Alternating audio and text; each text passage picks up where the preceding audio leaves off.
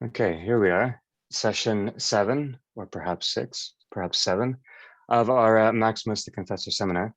We're looking at the first century on love in the Philokalia, this text here, the first century on love. There are 4 centuries on love. This is, we began with 2 composite volumes, which are useful and kind of aggregate in a way. We're returning now to some simpler, not less intense work that is really the best beginning or the best way into Maximus. We needed a bit of conditioning before we got here, but this is really the beginning of the heart of him that we'll deal with. And we will also refer to, for my part briefly, Opusculum number 6 at the end of this, on the 2 wills of Christ. On the 2 wills of Christ.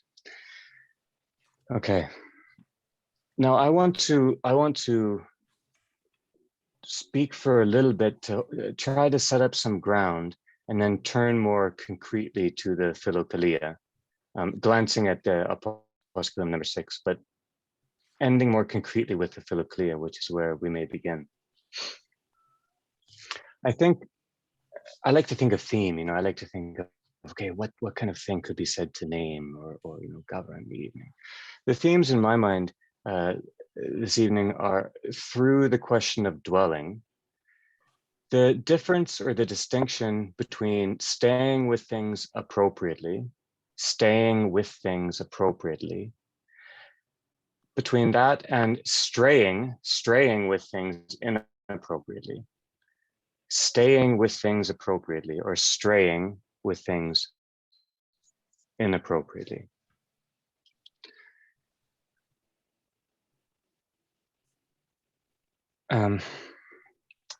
With that in mind, I want to make a few kind of distinctions that I think are fundamental, but also particularly important for us now. Just the relation between 8 different terms. What we have in this life, in our time, is access to the or proximity with the energies of God, not the essence of God. This distinction runs through all of Orthodox and likely Christian theology, where the essence of God is the absolutely unfathomable, beyond the apophatic. The energies of God are what we have, equally God and really present to us. So God is present with us in his energies, our tradition holds and praise. So I'm talking about the energies of God. Within the energies of God, we can distinguish between economy of God and the mystery of God. The economy of God and the mystery of God. They're both part of the energies of God. The economy of God and the mystery, or economia and mysterion of God. Now, the economy is kind of what God provides to us, what God provides, God's provision. That's how I like to think of it. Another translation, a Latinate translation of economia or economy, is dispensation. So that might give us a clue, might echo a little bit more familiarly. But I like economy.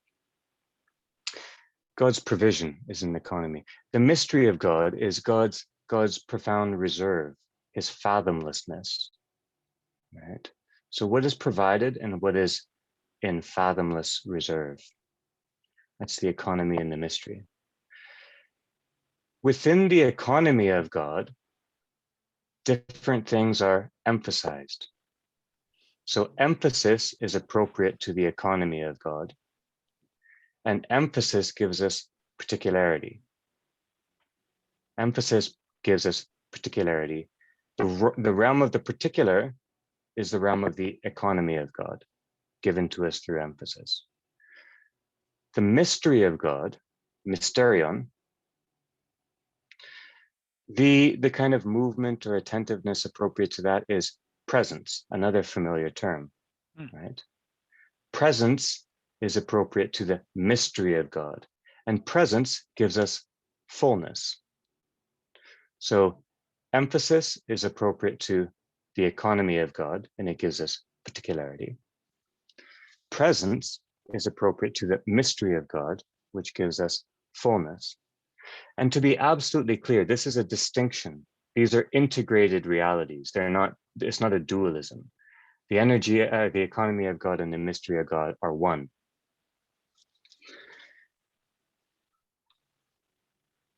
Okay.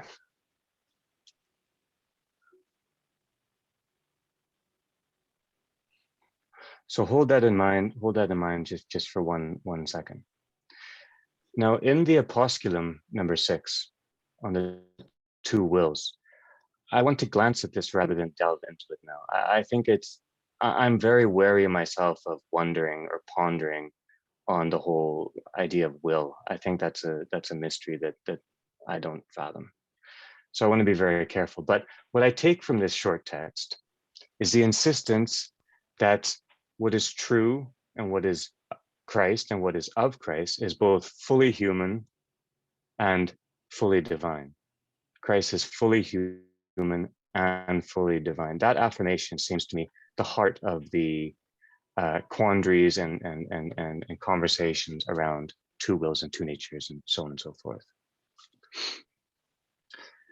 So Christ both wills and effects. That's on the last page of the text. Christ both wills and effects. He integrates the human, the willing, the moving in particulars, the emphasis in the economy, with the effect, the fullness and the presence of the mystery. And then the last sentence of this work, which is where we get everything I've said so far. The last sentence is, the economy of salvation for our sake through the mystery of his incarnation. The economy, those parts of life that we emphasize that are particular, that are part of God's unfolding of salvation, that's salvation, for our sake, which is a very curious, mysterious term in Maximus that we need to return to, or for the sake of, rather, the neutral form of that. We need to return to it later, but passing through it. For our sake, through the mystery of his incarnation. The mystery is of presence and fullness, right? The mystery is God's profound, fathomless reserve. Both the economy, okay, now I'm just shifting slightly to reference a couple of comments made last time, right? So hold these thoughts in mind. The economy of God and the mystery of God, God's provision and God's abyss, deep calling into deep, are both fulfilled in the eschaton, in the subject of the eschatological, right? The eschaton, which, as David Go reminded us a few weeks ago, is a fullness of being or spirit, perhaps not time. It's not a temporal question exactly here. But the economy of God and mystery of God are fulfilled in the eschaton. Now, I want to point to what I think, to an example from last time, discussion of the mystery, and then an example from last time of the discussion of economy, and then move on to Philokalia.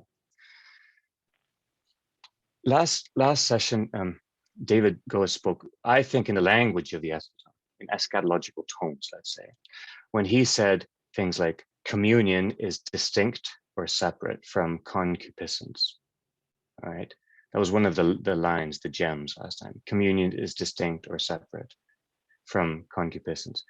This is a radical shift in tonality to link those two in that way, or to seek to illuminate communion through that, or concupiscence through that.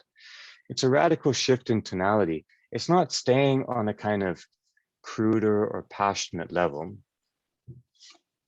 It's reaching somewhere. Or again, the line from David about virginity. Virginity is distinctly of communion. Its quality is that of communion. where all unions are holy, right? Think about that illumination of virginity. Virginity is distinctly of communion, where all unions are holy. Now, like Maximus sometimes, I think that David Goa here is trying to gesture towards that kind of maybe murky spiritual register where light and cloud play, where our kind of root images or concepts or thoughts are formed, are generated. This to me seems to be talking about or looking at, seeing, apprehending the mystery of God. This seems to me a language appropriate to the mystery of God. And I want to turn to what I think is an example of the economia, or discussion of the economia. Michael, amongst many of the things you said last time, towards the end, you were keen on elucidating. Correct me if I'm wrong. Pardon me. I'll speak for you for a minute and then let me know. Elucidating or considering the steps by which a thing comes into its own, or at least comes to be as we perceive it to be, in terms of sin or error or action in life. Earlier on in our sessions, we talked about, you again brought this up in terms of manifestation, and you were speaking over against the kind of dualism that manifestation might imply, and trying to rescue a more salient idea of manifestations, closer to what we've been thinking of emphasis, I think.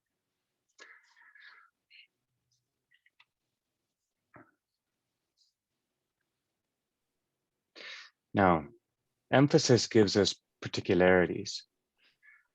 And when you were speaking concretely last time, Michael, about act and effect and result, you reminded me a lot of the kind of movements that Maximos makes in something like these centuries here, where he is both contemplating the mystery or seeing the mystery as David was seeing with us last time, but dealing concretely with the economia, the particulars, the emphases in life that give us joy, that give us grief, that lift us up, that weigh us down. All these wonderful particulars that are part of the mystery, but we don't know how, because we're in the economy of God.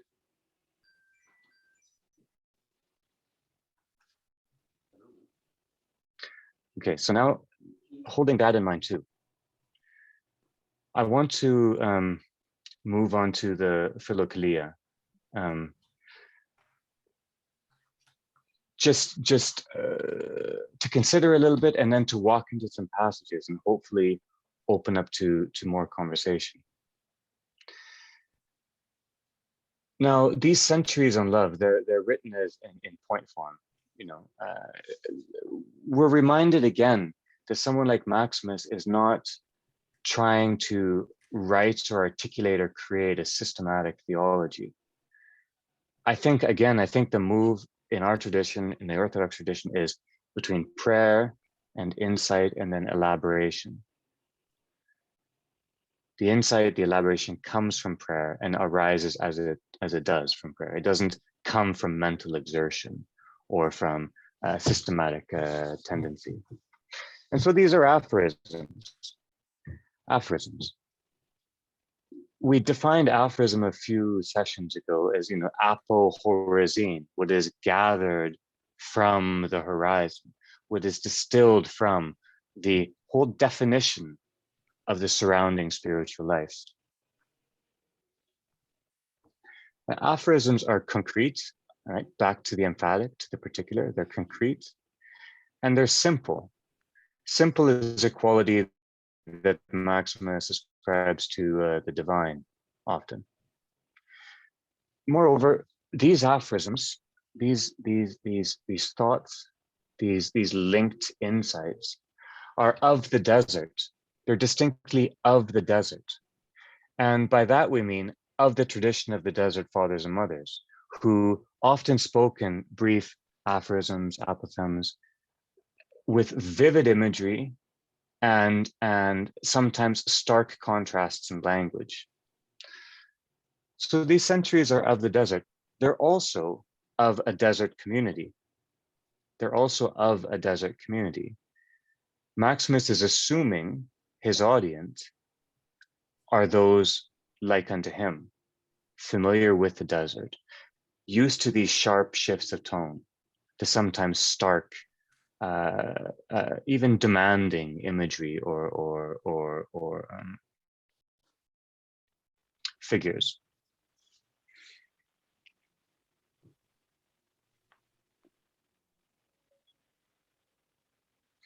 All right, so I just want to point to three different kind of parts of the centuries.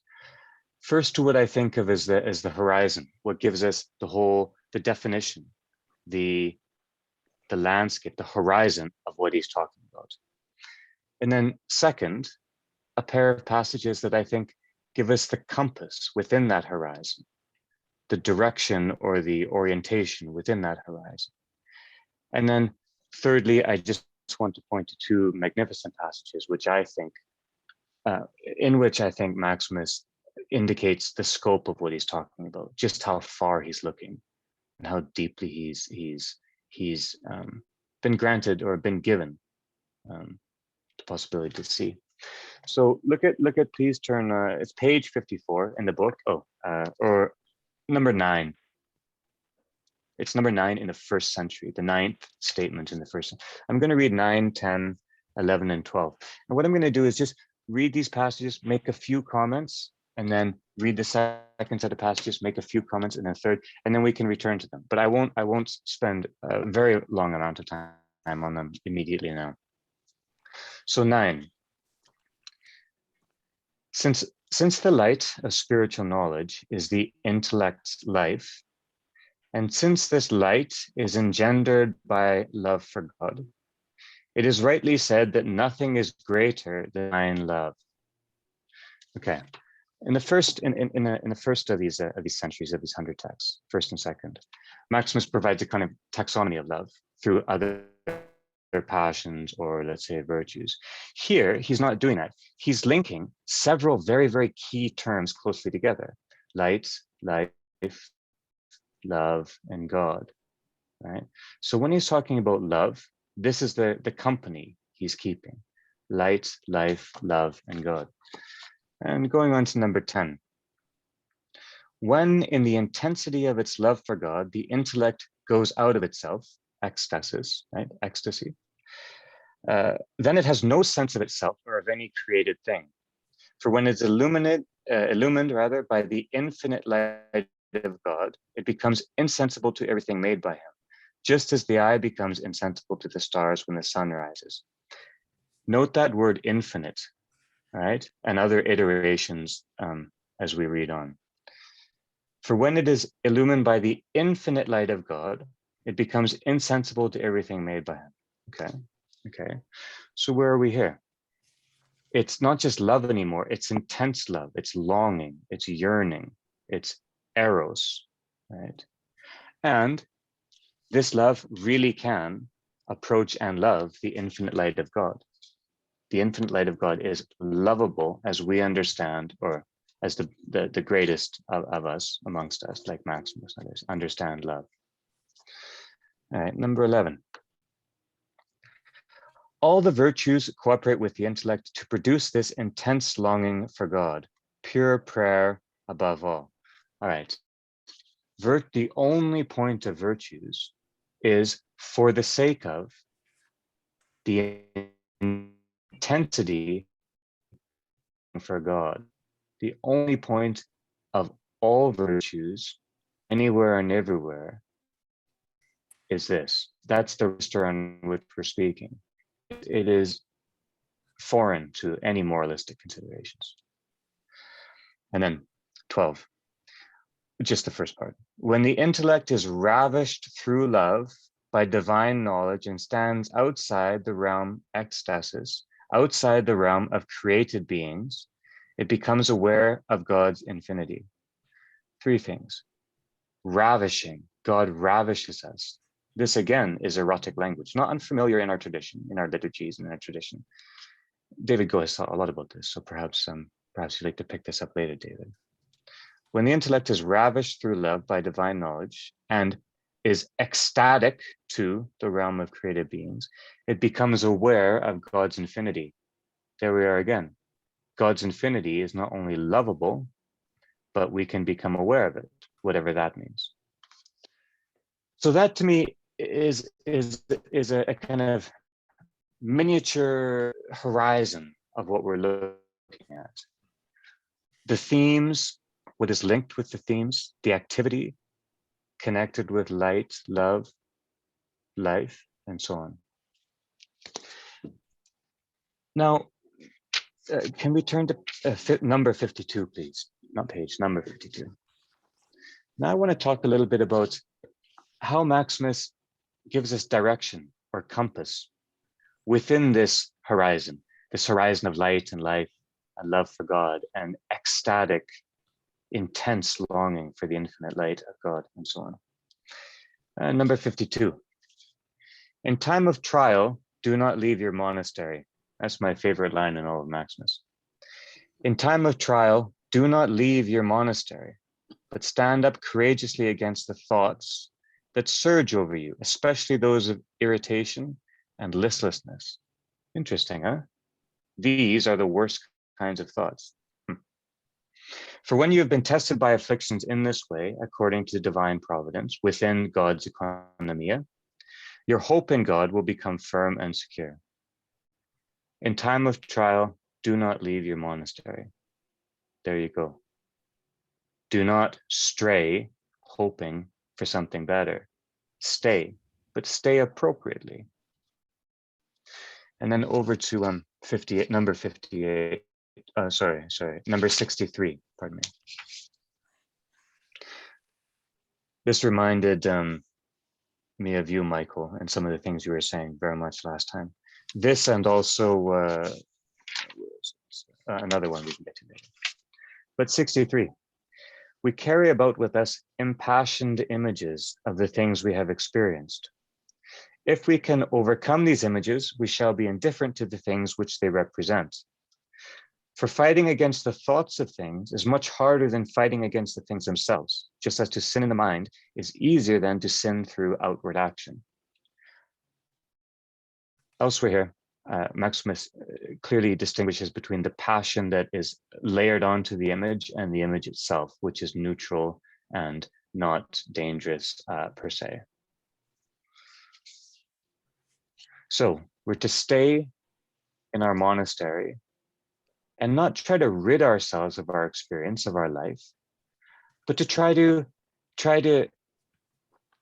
clear away the appetites that have accrued to them, that have latched onto them, that have kind of become parasitical contaminators of them, right? The images are neutral.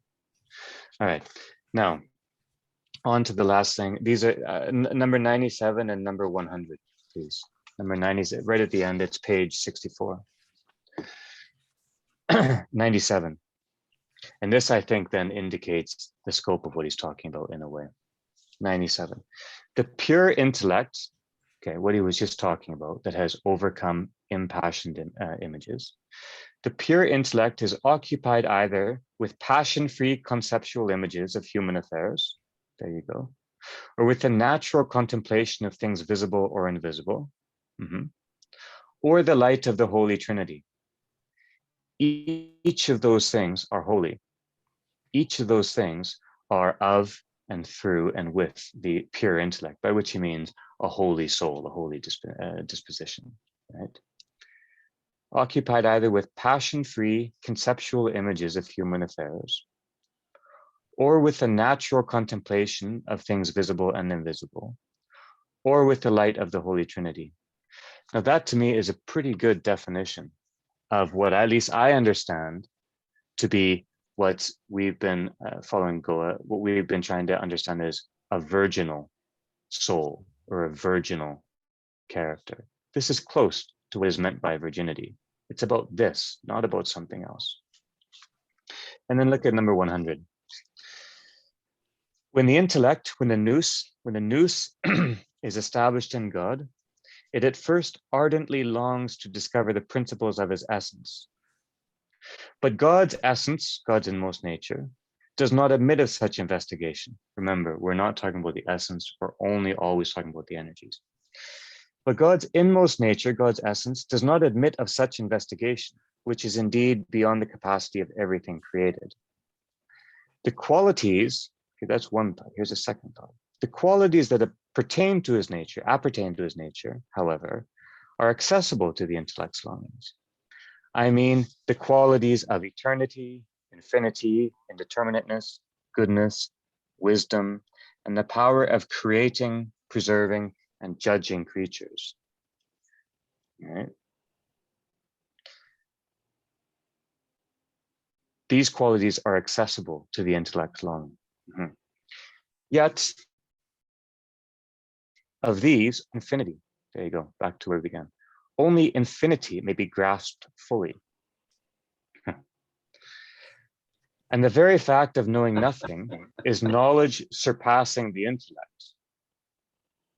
So I would like to begin simply by, okay, all joking aside, I want to hand this to you, David. Go immediately, these last two lines. I warned you that I would. And you warned me that you might not say it, because these are profound. But please, what do you make of these two? And I want to circle back to, Michael, I have you very much in mind around the impassioned image, and and number 84 too, which describes how a sin takes hold in the mind. But Goa, if I can turn to you immediately while you're fresh. Only infinity can be grasped. First of all, that's a curious list of qualities: eternity, infinity, indeterminateness, goodness, wisdom, and the power of creating, preserving, and judging creatures. Lord have mercy. If we knew Greek, that last sentence would that last phrase would be a lot better, I think. I don't know what it is. I've looked for the Greek, but I can't. The power of creating, preserving, and judging creatures. Maybe that's pantokrator, David. Yeah. Maybe it's pantokrator. So that of these, only infinity may be grasped fully. So fully, that's an astonishing thing to say. And the very fact of knowing nothing is knowledge surpassing the nous, is gnosis, which lies beyond the nous. Pardon me, David, what do you make of these, of the way he finished? Is it a flourish? He seems to step it up quite a bit of a sudden. What do you make of it?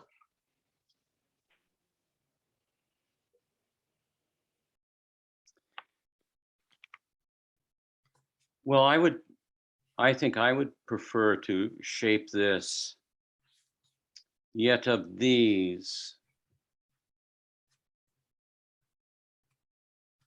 we are grasped fully only by infinity.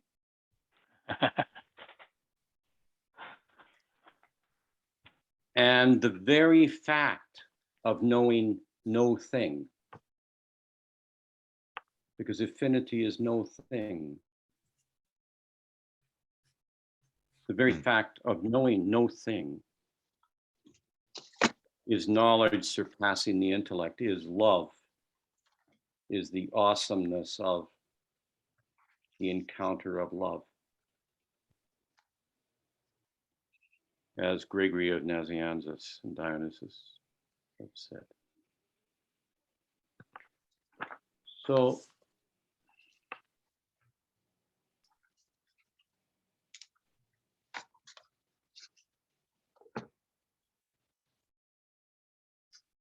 these other qualities, eternity, indeterminateness, goodness, wisdom, and the power of creating, preserving, and judging creation,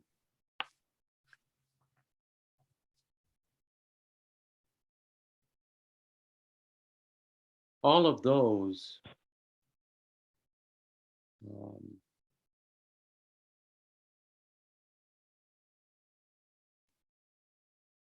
can speak of some particular kind of understanding, it seems to me.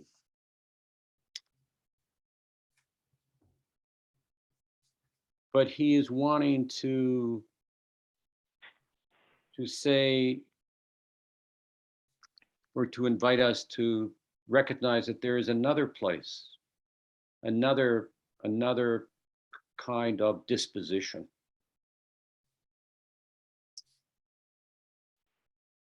And that is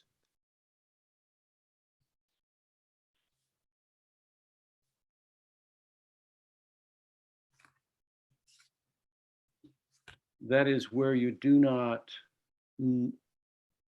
know anything,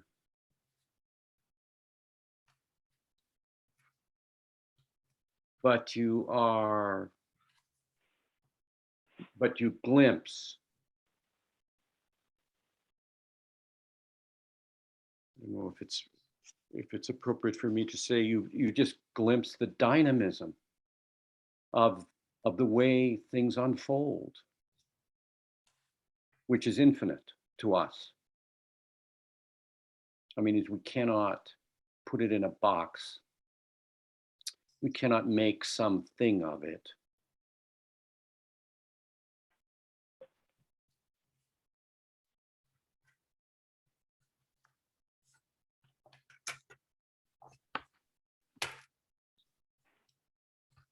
So it's also, I think, his way of turning back around again to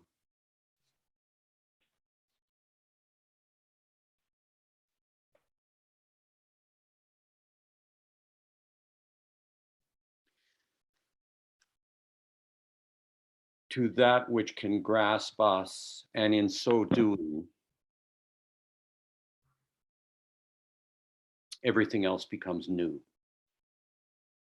So if we go back to 97, and I appreciated you saying that the pure intellect is occupied either with passion-free conceptual images of human affairs. They're passion-free, they're holy, as you said. Or with the natural contemplation of things visible or invisible. The natural contemplation, free of passion, so it's holy. Or with the light of the Holy Trinity. And I was wondering about this today when I read it again. Why does he need that there?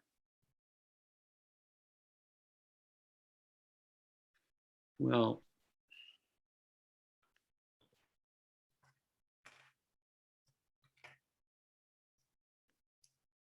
and of course we have this whole literature of the contemplation of the light on Mount Tabor.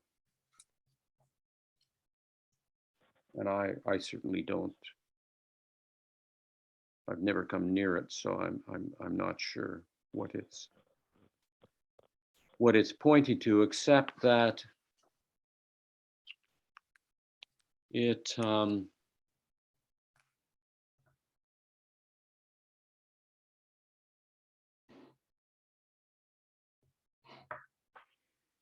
in a sense, it is a glimpse of what is infinite. The Trinity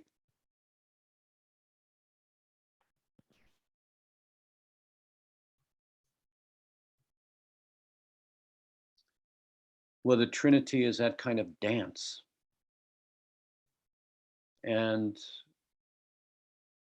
the movement in it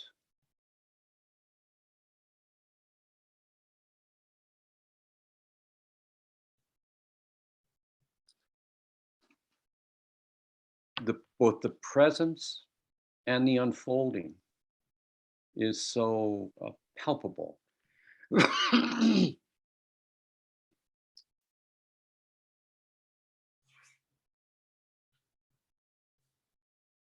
So I guess my sense is that the very fact of knowing nothing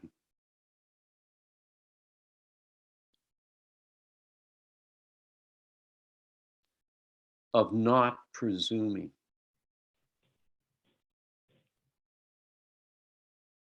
of simply attending,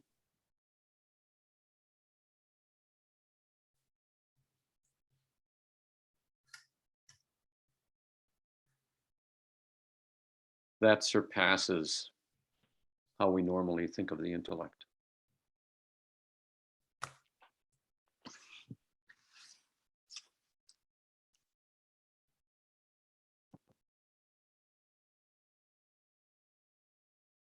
Yes, and it's not an idealization of some kind of nothingness or blankness. No, It's again for the sake of this greater fullness that you're talking about.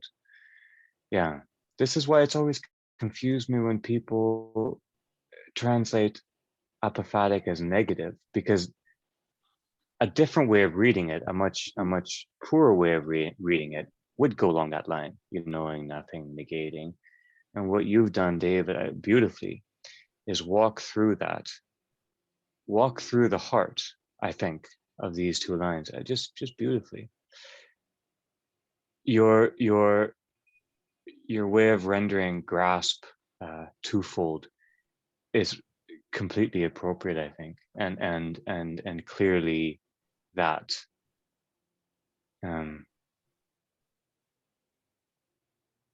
And the knowing no thing, being attached to no thing, attachment depending on that does frustrate love, just like you say. It's very nice.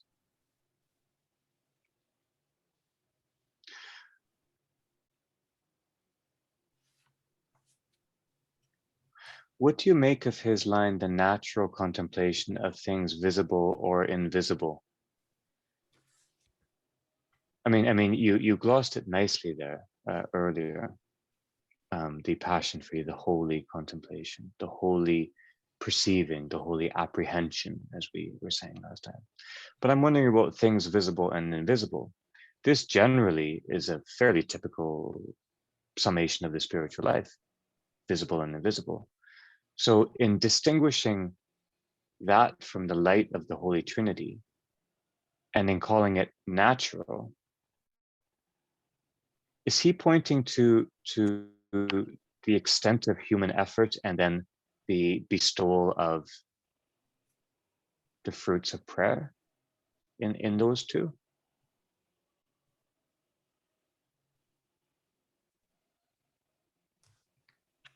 Well, David comes up with the right answer. Maybe I'll jump in. Yeah, please. On those 3 points in 97, what the pure intellect is dealing with, there's the images of human affairs, then things, and I think that's the important word, things visible and invisible, or the light of the Holy Trinity. I think that the reason why the Holy Trinity is at the end is that the first two either relate to our incarnation, human affairs, or relate to the created, maybe more generally, the created order, because whether it's visible or invisible, it's things. The Holy Trinity is something completely separate and apart from creation. It is the creator. And that's why I think that has to be separated. And so while I know we talk about things seen and unseen in a spiritual way, I think that's of a different kind than of the Trinity itself. I like that, David. I like that. But just reiterate how you characterize the relation between the Holy Trinity and creation. Well, as creator, not created. And so if the three things that the dispassionate intellect deals with, human affairs, again, of the created order, but of a particular created order, our created situation. Yeah, and then things seen or unseen, still of a created nature, but then the pure light of the Holy Trinity itself. So the pure intellect contemplates both creation and creator. No, I like that very much, and I think that those are sound definitions. I was inquiring into, you made, perhaps it was just a side thought. You distinguish between creator and creation. And you said the Holy Trinity, something creation, is not part of, or does not merge with, or I think that's it, is that it is separate and apart from. Well, maybe I better be more careful than that, because obviously the second person of the Trinity is also fully human. But I think the pure light of the Holy Trinity speaks to of a different kind than the first two items, which are of creation. And I think I thought that was your original question, why the light of the Holy Trinity at the end of that. And I think it's because that we are speaking to creator and not just creation, that the pure intellect contemplates. All that is seen, unseen, all that is of human natures and human nature and affairs. But the pure intellect can go beyond just what is around us, beyond what is around us but unseen, to actually being to that which creates all that's around us.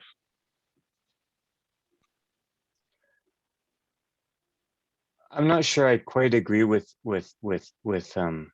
how you distinguish the separation or the otherness of the, but I like very much your original and major point, which was the images and the things, and then the the divine. I think it makes a lot of sense to me.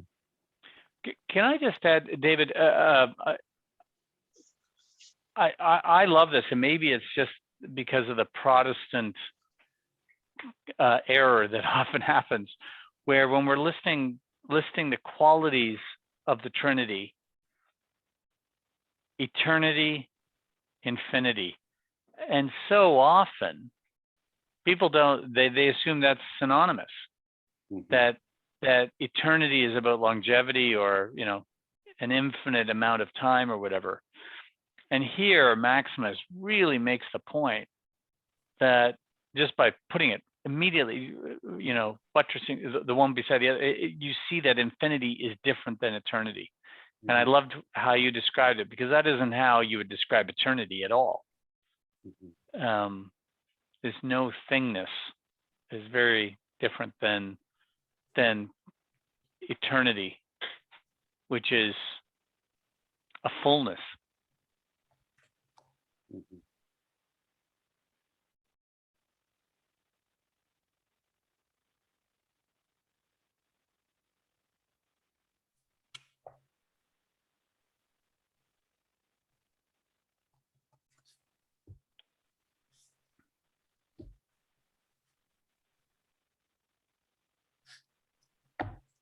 Go. Are you weighing a few more thoughts on this? No, not really. Well, not that I could put into words. Well, perhaps the rhythm will return. Just admiring again this notion that only infinity may be grasped fully. Yeah.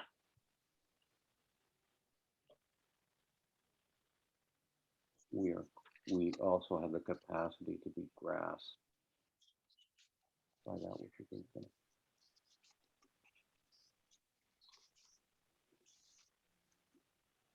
Which you can't pigeonhole.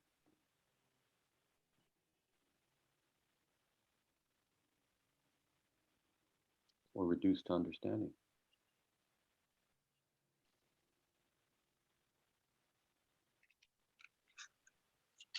Yeah, that's an astonishing thing to be able to say, to reduce something to merely understanding it. Understanding is sometimes go as an ideal.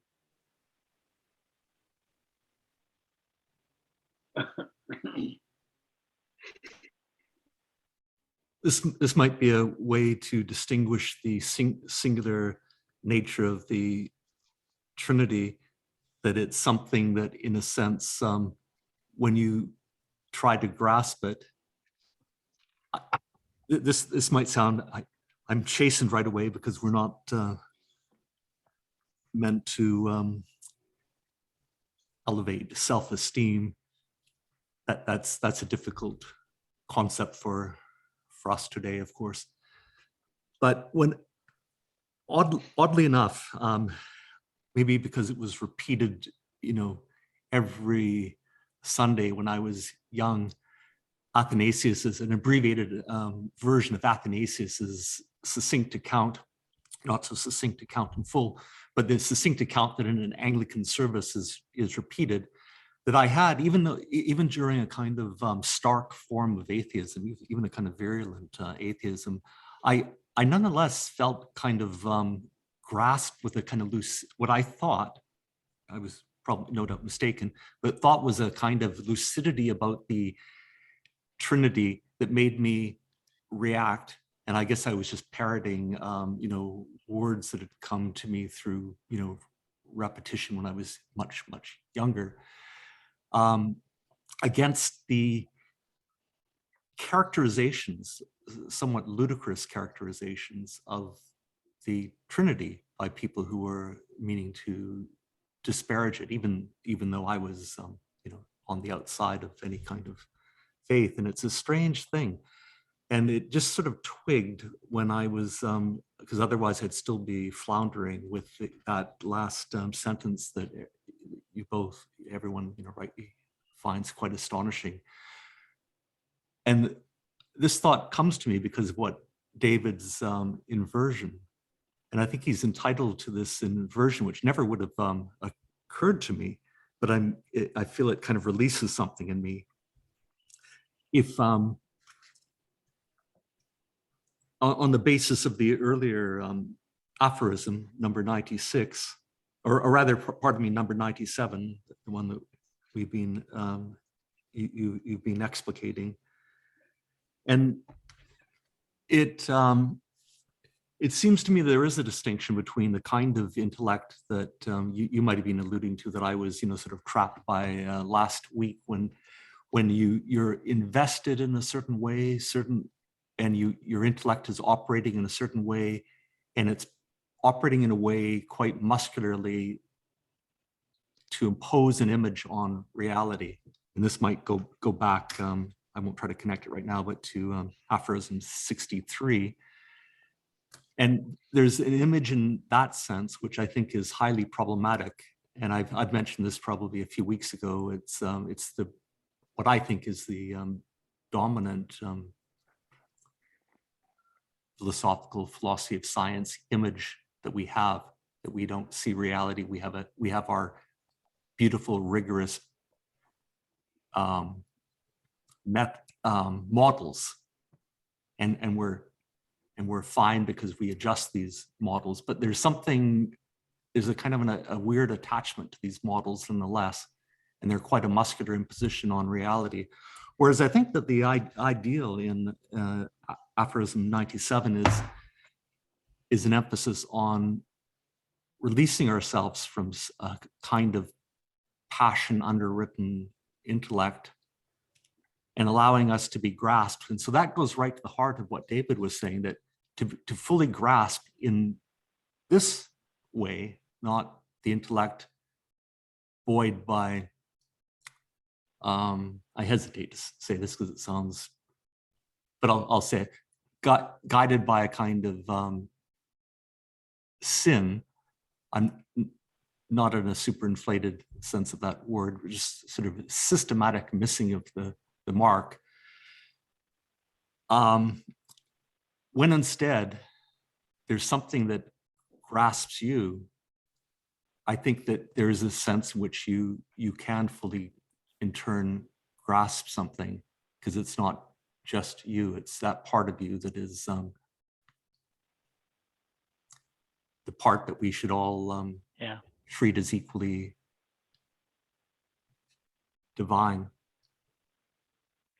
And that point, Michael, is so well. You really put a finger on it. That forward to Elpidios, or however you pronounce it, where he sort of has this, where he says, If anything in these chapters should prove useful to the soul, it will be revealed to the reader by the grace of God, provided that he reads not out of curiosity, but in the fear and love of God. I mean, it just speaks time and time again of us being grasped, that without that love that we can't generate, that it's graciously given to us. Without that, we can't understand any of this. And so I share your,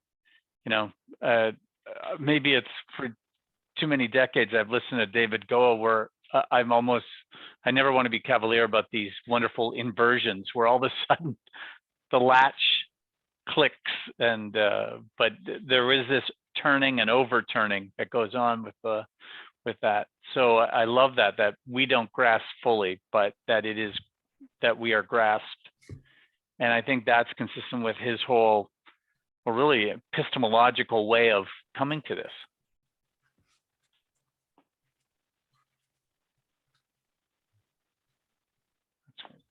Yeah, it's a nice way of putting it.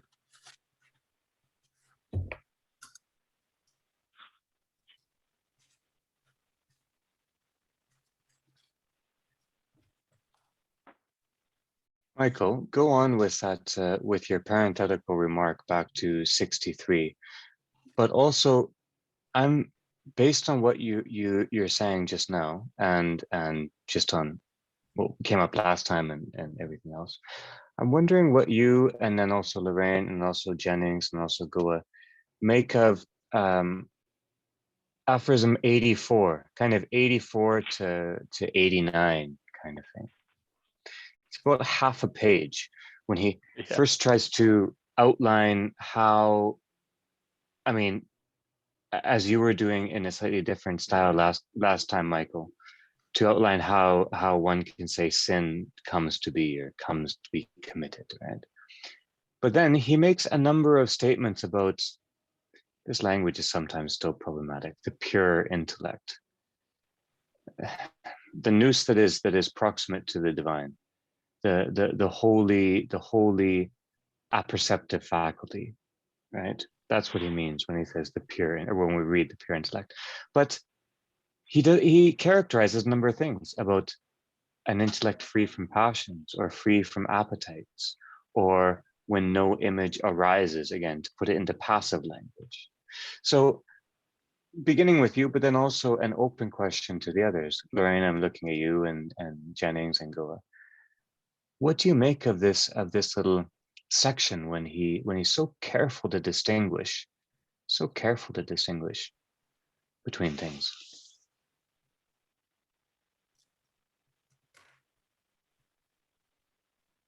Well, let me pass. I just, maybe you could start with the open question. I don't really have anything right now to add. Fair enough. I didn't mean to put you on the spot. I was hoping for a link from earlier. Well, then can we go back to 63 then? You mentioned 63 and you were wondering about connecting that a little bit too. I might be straining a little bit. I didn't really have much more to say than what I mentioned. Partly, sometimes I have to admit, I'm just struck by a word that I obsess over. And I've been obsessing over the word images, and it's a word that can be used problematically and unproblematically. Here, obviously, it's used problematically, and so earlier I was talking more about the kind of way that today we think of reality as an image. There's the manifest image, we're told, by Wilfrid Sellars and all of the pragmatist thinkers like Dennett and Rorty and et cetera, who are sort of in his thrall. And then the scientific image. And we're supposed to make room for both, but of course we all know which image is sort of underlying reality, and that's all we have is this image of reality, and it's a scientific image. Here it's of course, we're talking about, or rather, Maximus rather is talking about images that relates to sin, if I recall. And so it's not exactly the same thing unless I want to characterize as kind of sinful the whole intellectual avant-garde movement of today. You could. Yeah, well, I but know even in it the might be a way, little too fancy and cavalier to say something like that, but okay, then let me pose a question, and this won't go away because he returns to these things constantly, as you know. What I'm interested in here is how Maximus figures the relation between image or icon, the words icon, and the intellect, the nous, the mind. That's my deeper query here that I'm trying to open up and see what others think.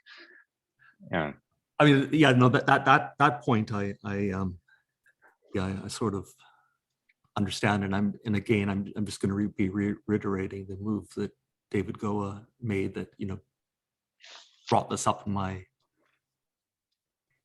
mind right now, that there is this way that the intellect creates an image of reality, but then there's also this mysterious aspect to reality in which one is energized in another way, in which grasping is a function of being grasped.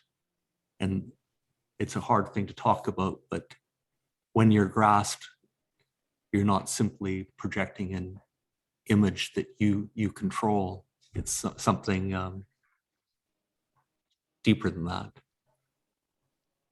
And so you're less liable to miss the mark, and so that might be a connection with sin.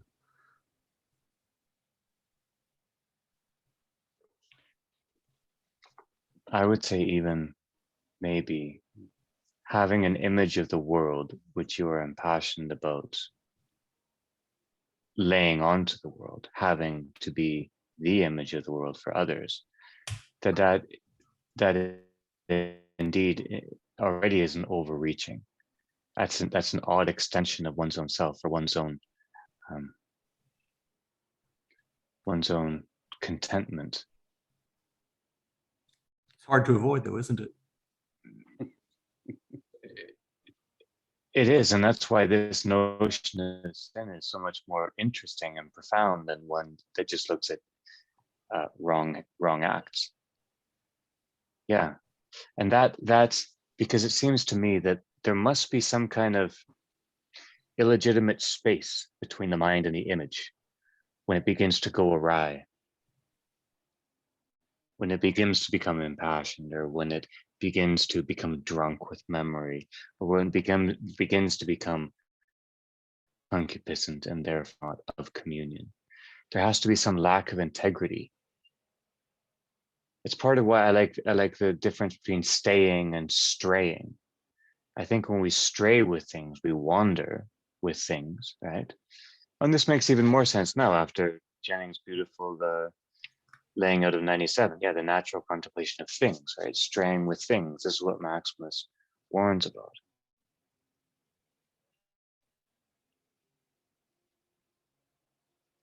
I don't know what to say. I don't know which term would be appropriate, but a lack of integrity between the intellect and, in this case, the icon, the image.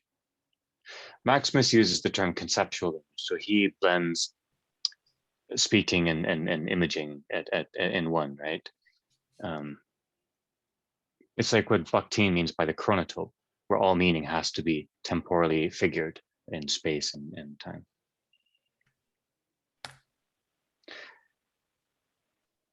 I might be wandering here,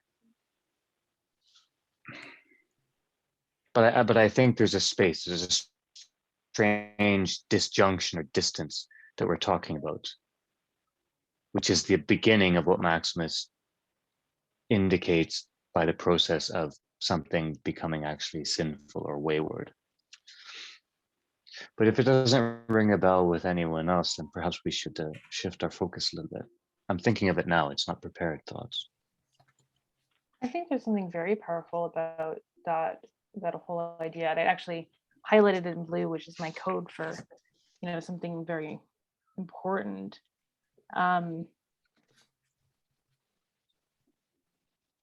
Which line, sorry, which after? So just number 63, when we're talking about 63. to carry forth these impassioned images. And then it's harder to fight against the thought of something versus the actual thing. I mean, again, I'm very struck by this because when we think about kind of our own areas of struggle, it's often not the thing itself, but what it represents to us, right?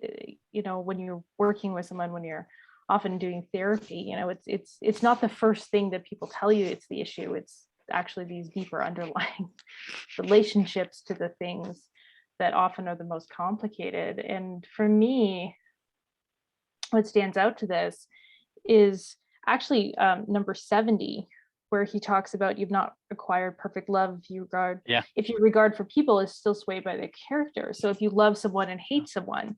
And that really struck me with this idea of what happens when we have these impassioned images, because then we can't see humanity. We can't see personhood anymore. We just see, we just see the impassioned images that we put on people, like, oh, he's a bad person, or she hurt me, they hurt me, therefore they must be bad, etc., etc. So sorry, these are half-baked thoughts, but there was something for me about those two going hand in hand. And if that's the case, then the root for me of all sin is the fact that we have these impassioned images, which then drive us to behaviors that are quite honestly absurd, right? Like we're acting out of something that's not even real. We're just acting out of the absurd. And I think there's something about that in the creation story, which David Gower always speaks about, where, it's almost absurd that the serpent wins, right? Like there's something perverted about that.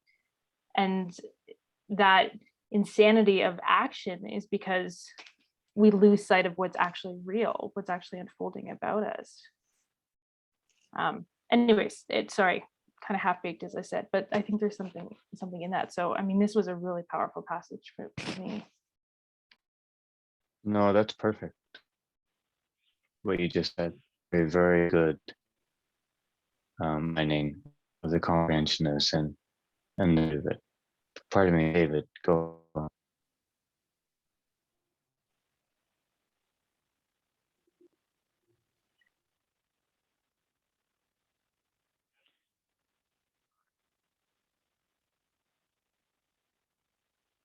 I just had a little footnote, just as a matter of interest. In the Eastern Christian tradition, it's a form of blasphemy to have an image of the Trinity.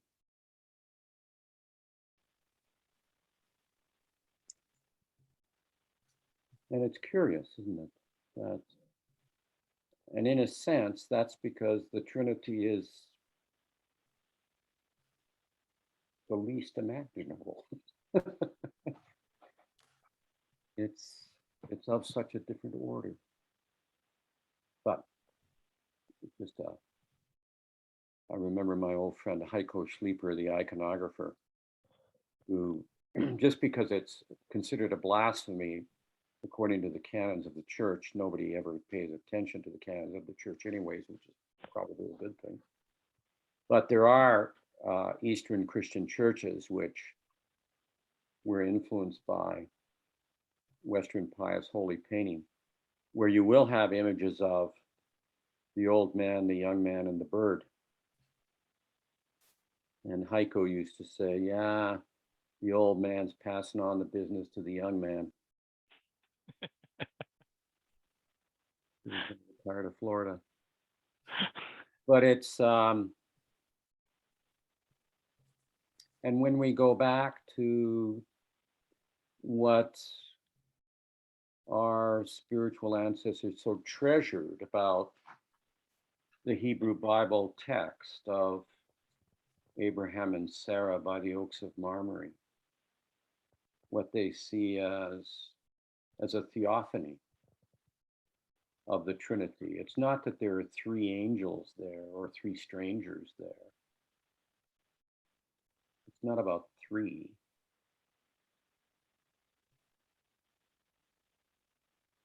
It's about that whole narrative of running out to meet those you do not know and begging that they do not pass by. Washing their feet, giving them something to eat. Because all strangers are bearers of an annunciation. If we could only hear it. And the annunciation that they bear doesn't fit our images of what's normal. They open things up. There's surprise in it. And all things are made new.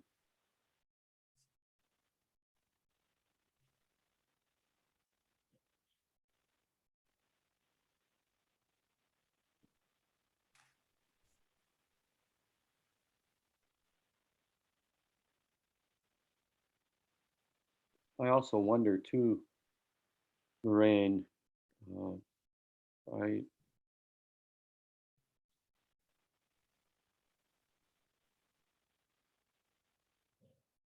I mean, I am so given to images that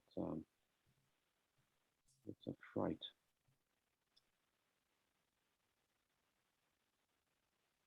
So this analysis of how we stumble, how we become captives of our gluttony and what have you, is very poignant. But I also wonder if it doesn't function, you know, listening to Michael speak about models and what have you, on another level. Like I've known a few scientists in my life. The most significant experience that I've had with scientists was on Mauna Kea in Hawaii with astronomers looking at the night sky. And I was struck in those conversations by, I mean, an enormous difference in the area of astronomy between those who are on the engineering side and those who are on the cosmology side. Yeah. But they're all looking or fiddling with the tools for looking. So I was wondering, is it also fair to say that even in the area of science, obviously, I mean, the whole method is one which on the one hand is built on models, but there's always that quiet voice that's saying, that's not all. And, you know, a number of remarkable scientific breakthroughs have come about, not by just building with the same blocks, but by, I don't know what one could call it, but insight, suddenly seeing differently or being grasped differently. So those great scientific leaps are moments of also a little bit, I don't know anything about it really, but it seems to me that the way in which some scientists speak about it, as opposed to the technicians, is that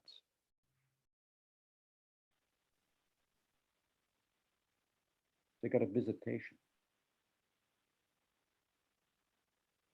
They didn't construct it. Something laid hold of them. There's actually quite a bit of study done on that, David, that, you know, the point about the scientific method is the gathering of detailed data doesn't get to this. And there have been all sorts of books about sort of the intuitive nature and insight that comes to Nobel laureates who it's a radical different way of encountering.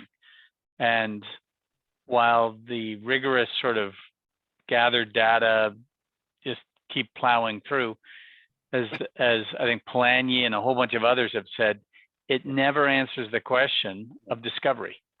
Yeah. That you can't get there from here. And so your point, I think, is not only right, but it's within the scientific community seen as absolutely right.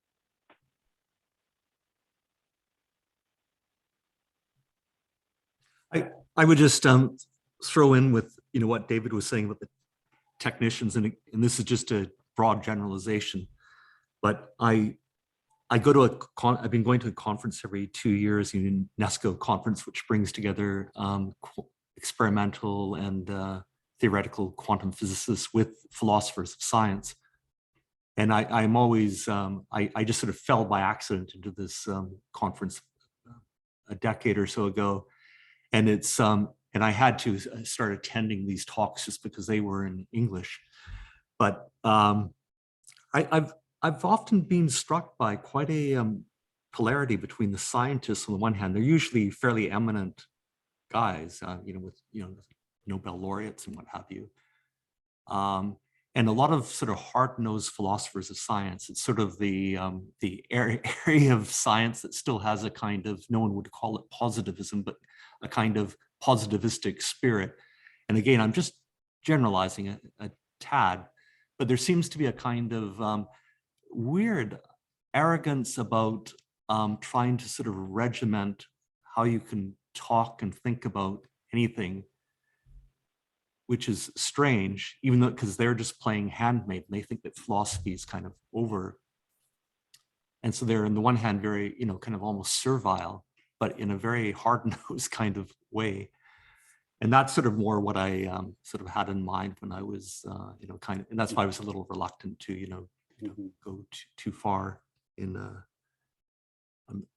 I'm not going to disparage science, obviously, but more a kind of philosophy of science that sometimes is weirdly humble on the one hand, but in a very restrictive sense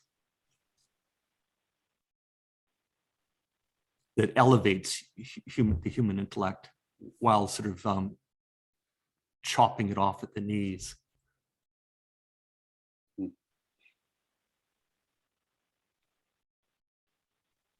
And in the process, impoverishing all of the, the kind of concepts that, we can't really live without,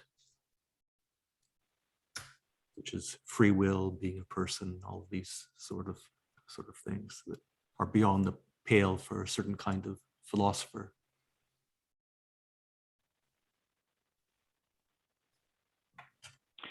Can I raise, Andrew, you made the point before, and we've been talking about sin. I find it interesting that Maximus's emphasis on sin, the two big ones he identifies, well, there are three, but I'll stay with the two: listlessness and indolence. As a good Protestant, those don't go at the top of our list of what you'd rank as sort of the really big sins. And I find them, I've been thinking about it since I've read this, just sort of, it's not that I don't see the issue, but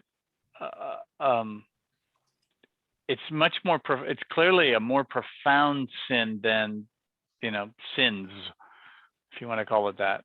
I can remember how you phrased it earlier, of action, but it's more of a posture type of thing that I'd be interested in hearing your thoughts on that. He said, where does he say that when you were talking about it in 67?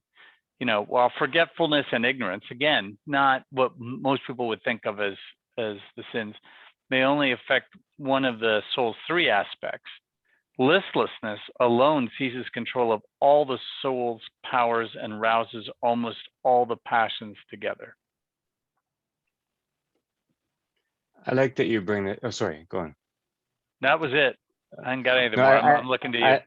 I like that you bring this up because I was about to turn to another one that I'll get to in 1 second, but let me, on the same theme, 87. But first, let me just pause for a moment. Sullied through I indolence. recall- Yeah, exactly. Exactly. The next one. Yeah. I recall Dostoevsky in one of his diaries makes an interesting little shorthand between luxuriousness and voluptuousness and cruelty. He's luxury begets voluptuousness, which begets cruelty. Luxury. that's one thought. Indolence is often James Joyce uses the word redolent for what's her name? Molly Bloom. She's redolent laying on her bed. Indolence.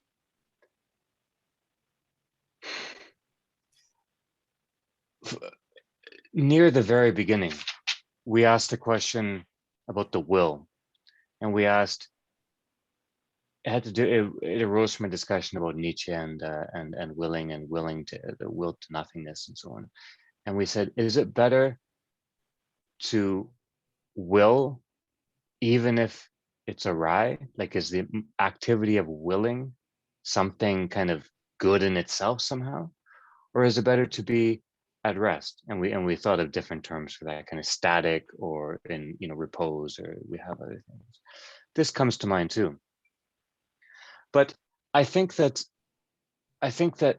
referring back to something David Goa said a little bit ago about that place of infinity and a place of loving, or not loving, knowing no thing, but rather loving. And David, you said maybe in that place one glimpses the dynamism at the heart of the infinite, right? The dynamism. This is a key term. Energies of God, which we began with energies today, right? The energia, energy. Energy is movement. Energy is not emanation in the Platonic sense, right? But it is what's just different than emanation. We get to that later. It's movement, right? Creation dances. David Goes used this term often. I've often thought that the ultimate origin of waywardness is inertia, in lack of energy, lack of participation in the energy of God. And so I found myself thinking along these lines more when Maximus talks about listlessness, which is like being in a coffin. It's being uninterested. It's being unable to reach out, to be ecstatic, to relate, to be a person, right? And indolence strikes me along the Dostoevskian luxury, voluptuous, that line. I might be wrong, but it strikes me like that.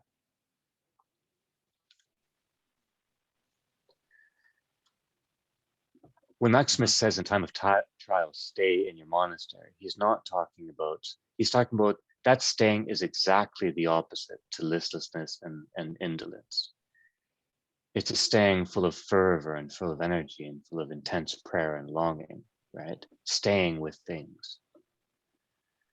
When we become indolent or listless, I think we forget our relation to things. And so, to refer back to language earlier, we stray strangely. We forget our proper relation.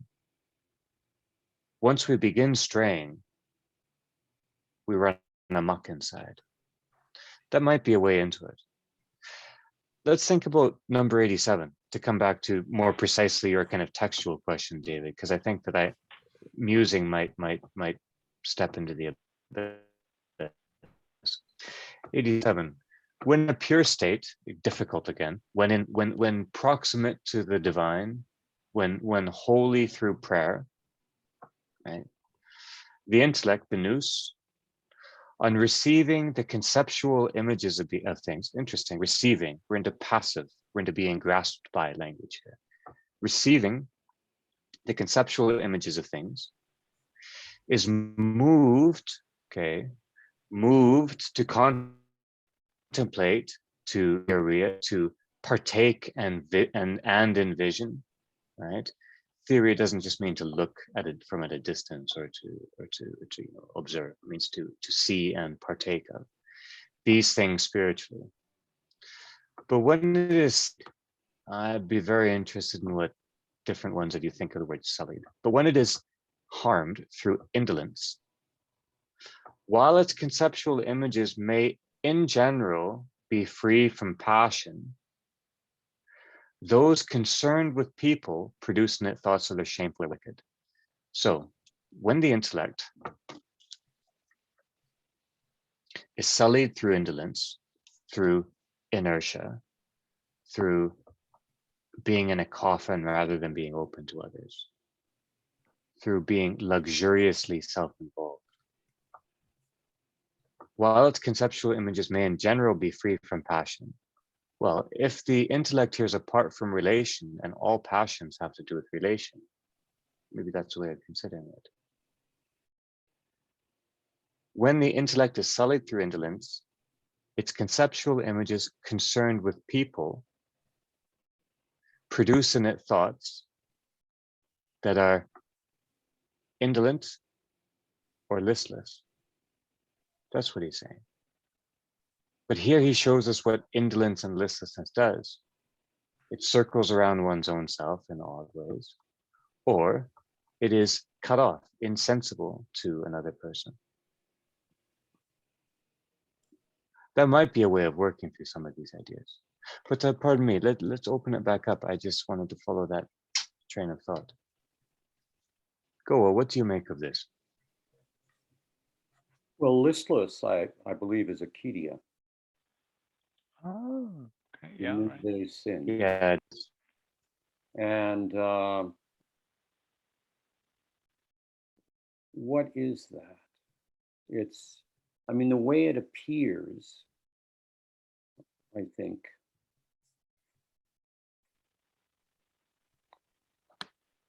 it appears like your will is broken.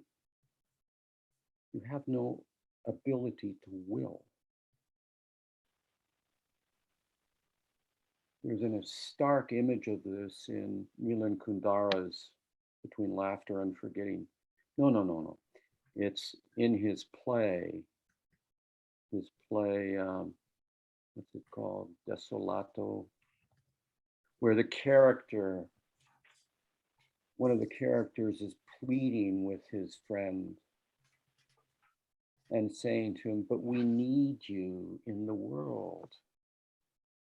And Kundera has this image of how the armature in a sculpture of a person, the armature, it's as if the armature is broken. So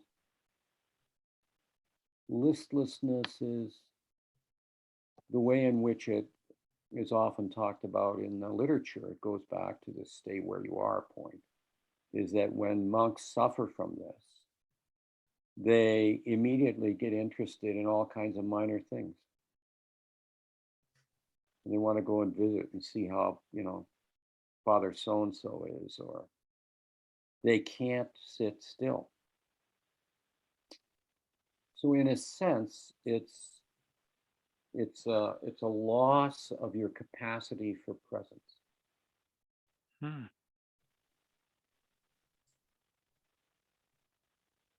Listless.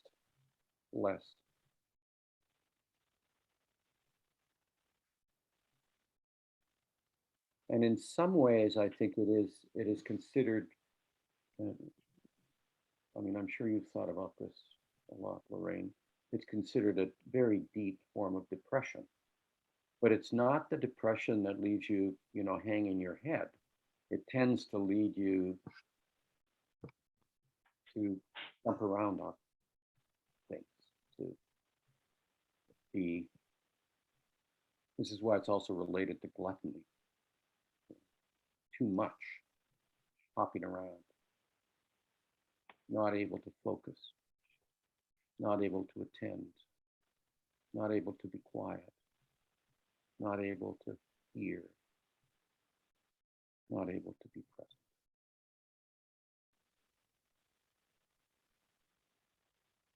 The noonday sin. Hmm. You can't do anything at noon in the desert. And this is what is their metaphor for it. This is being so busy you are doing nothing.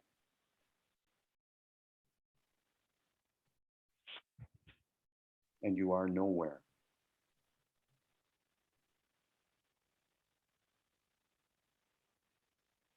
So I think it really speaks to, I think, to a deeply wounded will. I don't know what else I can say about it than that, but I think that's part of, you mentioned the will, and I think that's part of why it plays this very central role in monastic literature. It's a loss of will. So in a sense, when the tempter tempted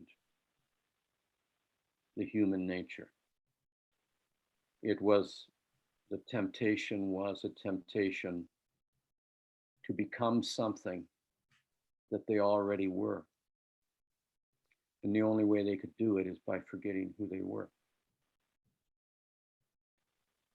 and disconnecting their will from their being.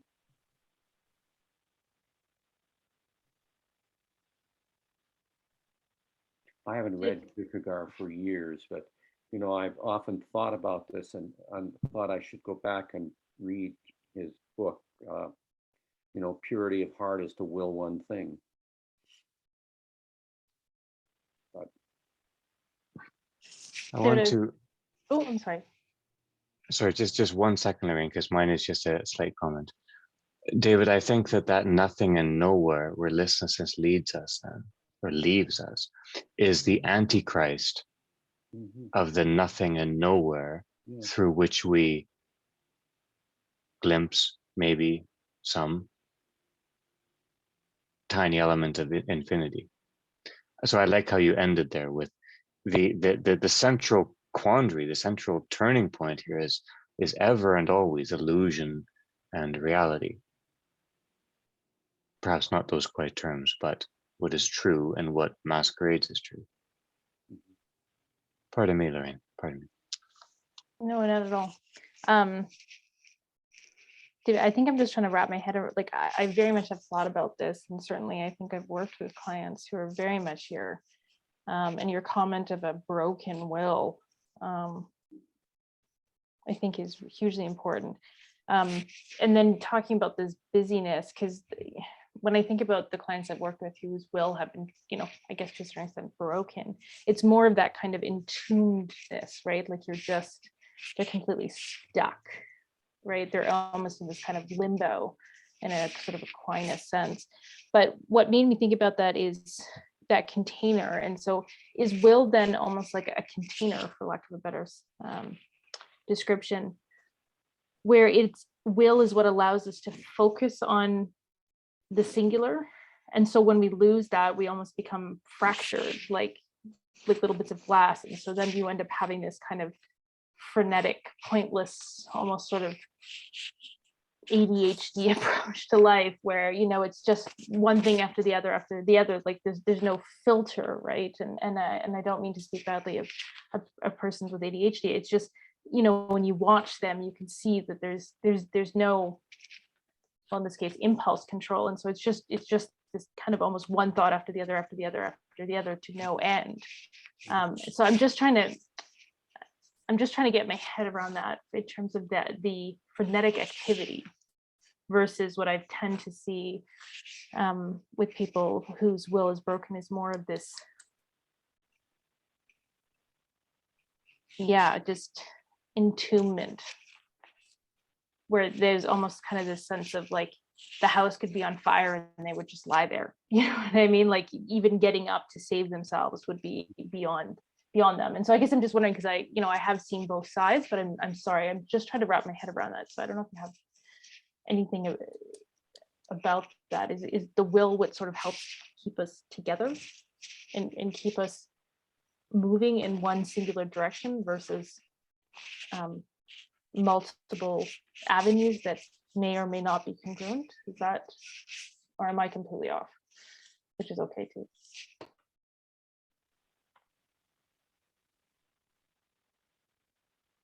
I wish I understood it more.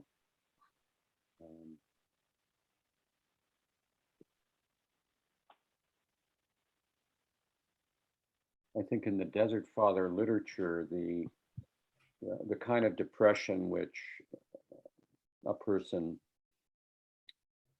who's lying on their bed and the house could burn down and they don't move, I think is understood to be less serious than akidia.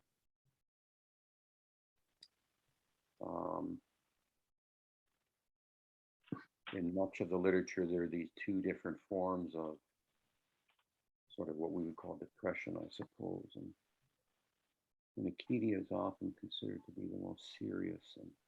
And I think that's because it is this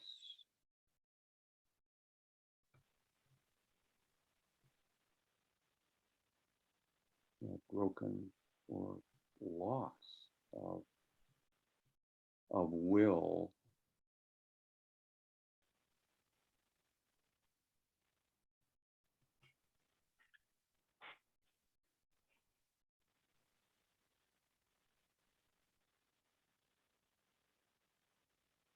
and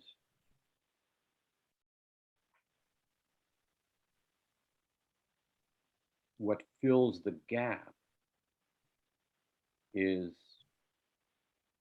activity, which one imagines to be significant.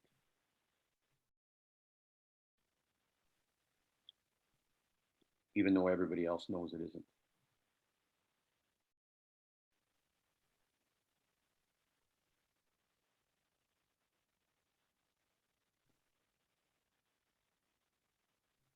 Is that last part necessary? What if no one else does know it isn't? Would that make a difference? Yeah, I was maybe just speaking biographically here. when I suffered from this, I think everybody else knows it's not significant. But I didn't. I don't know if that's necessary or not, Andrew, but I think in monastic communities and in other kinds of communities, I mean, all you have to do these days is look at the modern university. I mean, what is it? You know, but you know, so much of it is frenetic work, and almost all the professors are exhausted, and it's become normal to speak about how tired you are and how there's too much to do. But you've got to write another grant proposal so you can get enough money so you can write another grant proposal. I mean, it's a little bizarre. So I don't think this is peculiar to monasteries. I mean, I think we find it in many different places, but it's that kind of loss of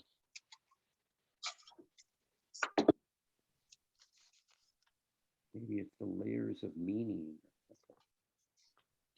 Yeah, I like that.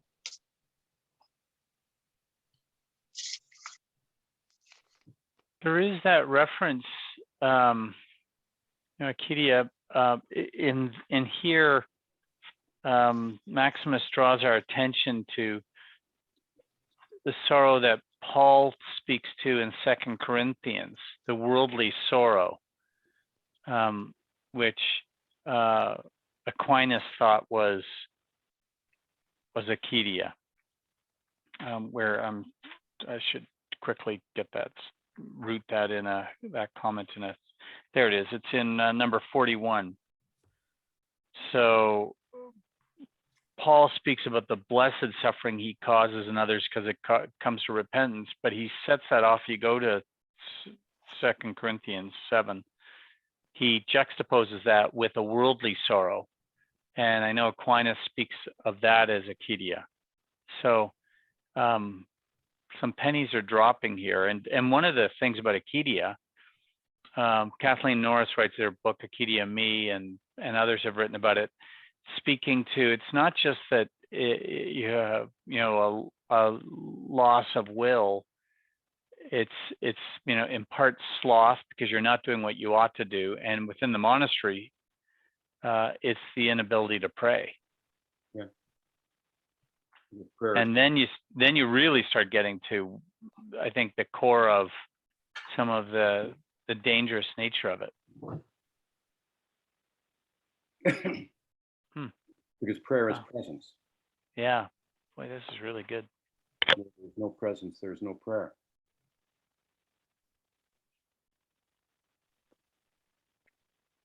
I want to ask you a question, Goa, if you will. It might make sense, it might not. Following along this line of thought, if and using your examples, if the Acedia in the contemporary university often finds itself, as you characterize it, in terms of frenetic activity, the Acedia in a monastery, and that frenetic activity often involves trying to be loud enough so others notice you and think that you're pretty good, right? It involves an assertion of voice, let's say. Acedia in the monastery, which I like how you say it's the visiting the neighbor. Yeah, it is. Scurrying around, going to see how this fellow's bread is coming along or how that fellow's water's doing, yeah. The monks have available to them the Desert Fathers, the liturgies, the different prayer services, the discipline of perpetual prayer, the discipline of humble service. The whole monastic life is shaped around realities and conceptual images, which are meant to lead one to a state of prayerful presence, right? Maximus writes these centuries. I pondered a little bit ago with you. I said, I think they're written to be forgotten, because if they're written to be memorized, they could come to be the kind of conceptual images that one can be distracted by in one's time of prayer. So there are two things. If his fellow monks, if his company of monks has all of these other resources, and we know they did, all of these other resources at hand, why does Maximus feel the need to write these? And why does he give them this form?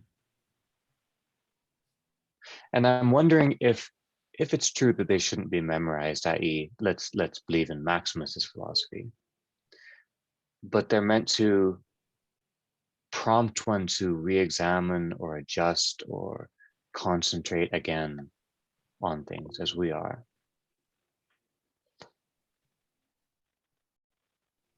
That's fair enough.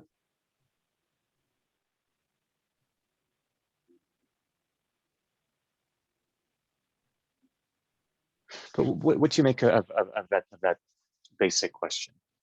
The monks have the richest life possible in the church. Historically speaking, monasteries have been the best places for conceptual images of the religious life.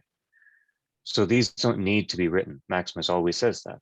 So far, we've come up against sought writings, i.e., please explain this to me. How does this make sense? He's moving into different territory here. What do you make of this activity on his part, perhaps one could say? And again, this may be a question, it may not be. But if it is, what sense is there in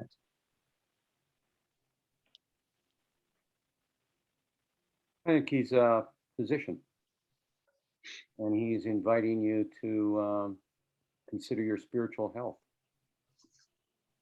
in very succinct ways. So I appreciate your comment about they're written to be forgotten. Yeah, they're written to be forgotten, but they're written to be forgotten when you no longer have to, you're no longer possessed by what they're calling to mind. Yeah, that wasn't meant to be a The parallel, categorical statement. That wasn't meant to be a categorical statement. It was meant to be a kind of half ironic provision. Pardon me, Jennings.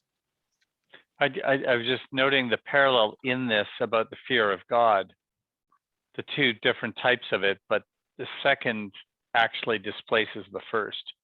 I think, David, the point you were just making there is just that there are two ways to deal with this, and the forgetfulness that can come upon this text is once it's no longer needed. Yeah. Yeah,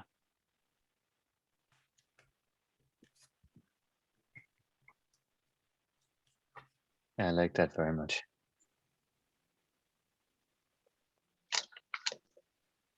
I'm really glad that David Jennings, you drew our attention to 67, and we're so struck by this passage. And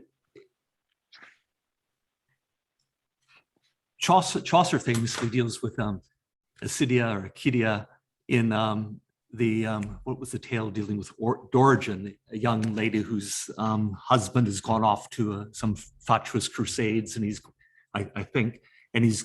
going to come back. She's uncertain when he'll come back, and she worries about the blackest rocks that he might, in some distant future, when he's coming back, it's not that he's going to perish abroad, but he might come to grief on this shoal near home. So it's obviously she's in this state of Accidia. She epitomizes it, and it brings to mind the latter part of this quotation: listlessness alone seizes control of all powers, all the soul's powers. That struck me as a particularly worrisome thing when we think about university departments that are starting to, in some sense, dissolve. They no longer have students and so forth. And I'm not going to characterize which departments, but in the humanities and social sciences. And then the other part is it's quite striking because and rouses almost all the passions together. That really is a worrisome diagnosis, I think, of the because there's the soul's powers are being enlisted in quite a vigorous kind of civilization trouncing way, and it's extraordinary. I mean, Andrew wondered if it's a condition that others can see, that the passions that one is diverted by in the state of the Accidia are based on something real or not.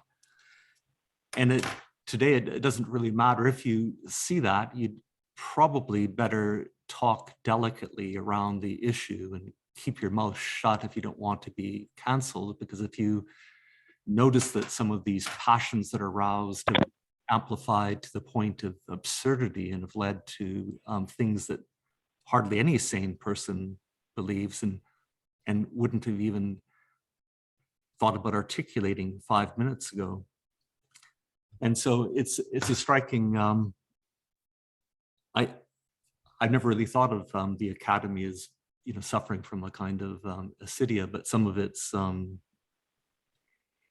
members who are perhaps suffering most and who are loudest are perhaps suffering most intensely. It might be worth adding to the diagnosis that we're all struggling for. So thank you, Maximus, for another.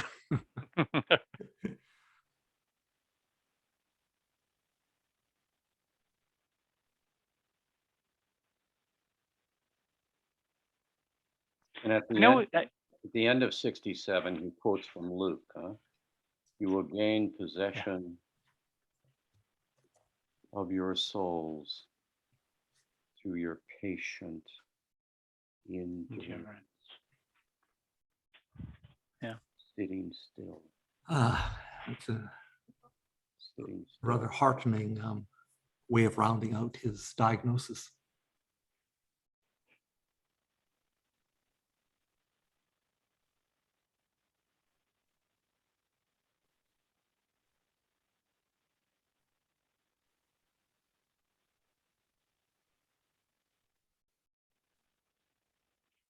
Can I ask one other question? And I know this is part of it, it's problematic within the tradition, but here Maximus seems to, maybe I'm just inferring from it, but seems to have a fairly dim view of the concept of friendship. And I know in the Christian tradition we see some of these issues. Mike, you know, let's say aphorism number 17, blessed is he who can love all men equally. Then when you can love someone without attributing to their character, I'm wondering if this is part of the tradition, because it, you know, well, there's writings on both sides of this, but whether or not a Christian can have friendships because it's having a particular affinity towards some people over others because of similarities or you know, particularities to that one person separate and apart from others. And you know, Lorraine pointed out that magnificent, you know, section on dealing with, you know, we really don't understand the love of God if we're judging people by their character, et cetera, et cetera. If this is such a minor point, I'll just skip it. I know we only have another 8 minutes, but I did find that without further elucidation, I found that sort of something I'd want to inquire about tonight. I wish I knew Greek, because the word equal jumps out at me from that section. And I'd be surprised if that's what it says. I expect it says to love everyone as their integrity makes possible. Okay. You know, so, but this isn't the whole story. I mean, I've often thought that, I've said this on many occasions, if you have a number of children and you love them all equally, you're engaged in child abuse. Yeah.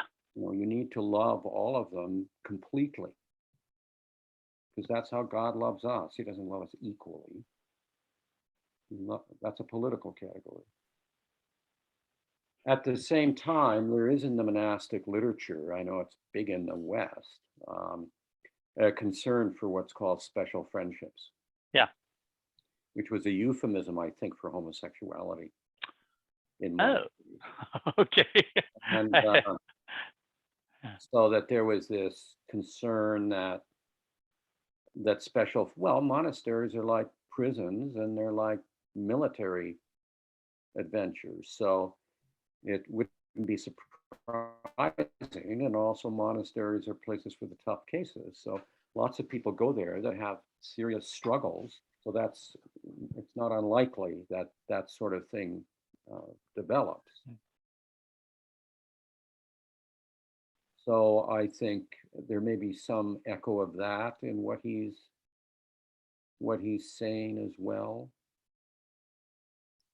The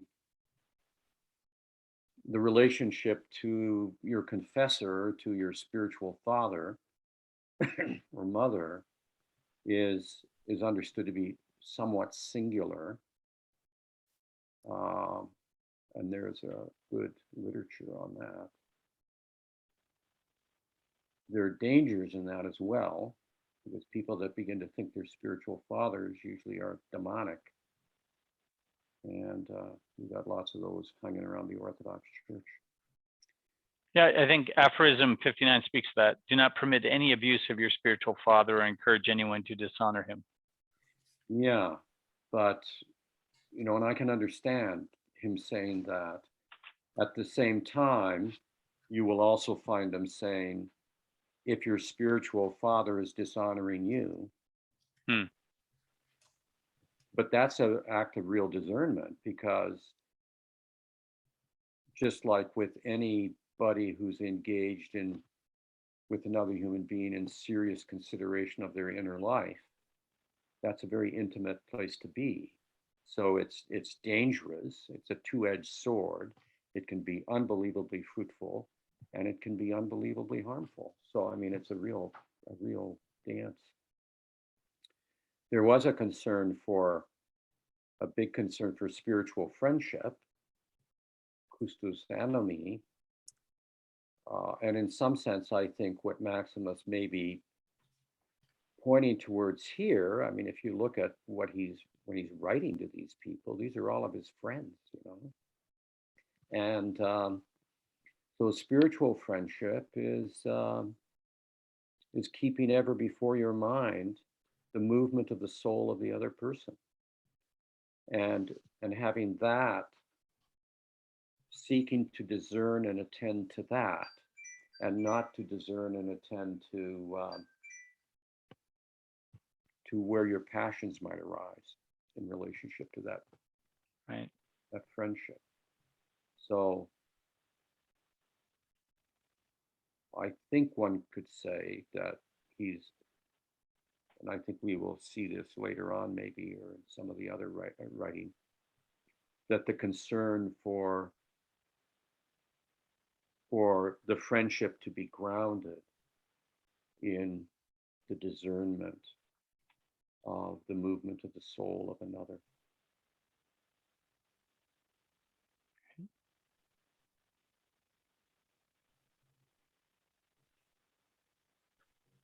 I like that very much, David. And I also think that maybe we can add one more thing here. Is that, Jennings, to come back to your question. If Maximus is speaking in the realm of the economy of God, so to speak, of particulars, then I think that your wariness is very warranted.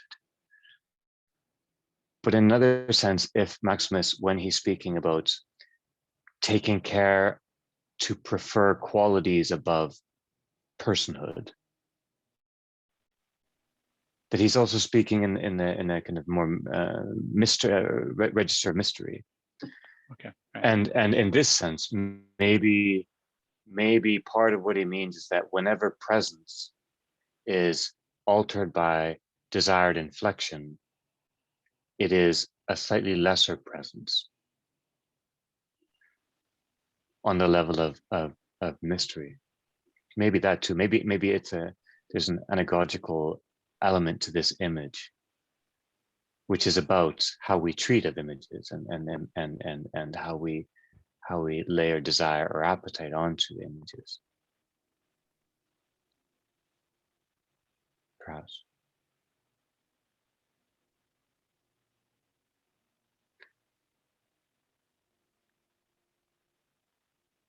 I suppose that, you know, Lorraine talked about that passage with that comment about character.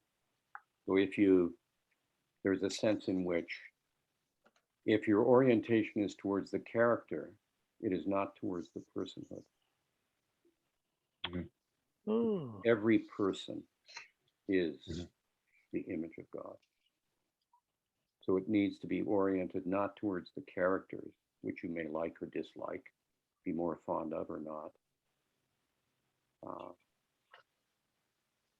But it should be, you're called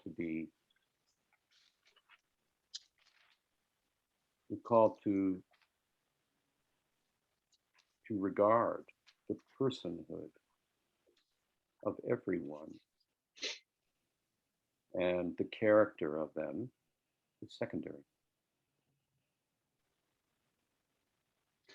As we mused a few sessions back, Dave, presence, as you mused, presence knows no hierarchy. We're staying with these deep insights of Maximus.